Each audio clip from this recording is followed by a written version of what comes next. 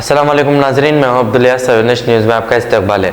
SR नगर police station हदूद Ameerpet metro station के slab का मलबा गिरने की वजह से 24 साल मोनिका नामी लड़की फौत हो गई। पुलिस ने केस रजिस्टर करते हुए तहकीकात का आगाज कर दिया है और डेड बॉडी को पोस्टमार्टम के लिए हॉस्पिटल मुंतकिल कर दिया है। आइए देखते हैं ये रिपोर्ट।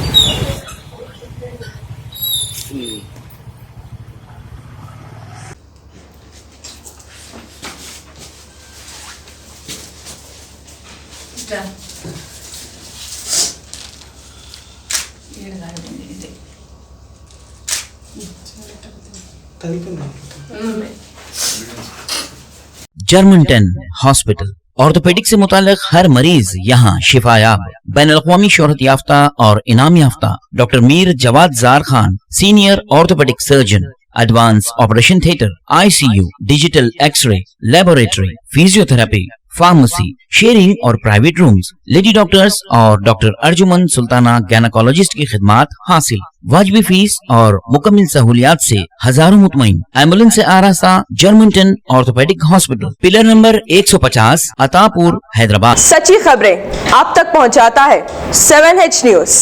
हकीकत जानिए, 7H न्यूज देखिए, लाइक कीजिए, शेयर कीजिए और सब्सक्राइब करना ना भूलें। 7H न्यूज, आपकी आवाज।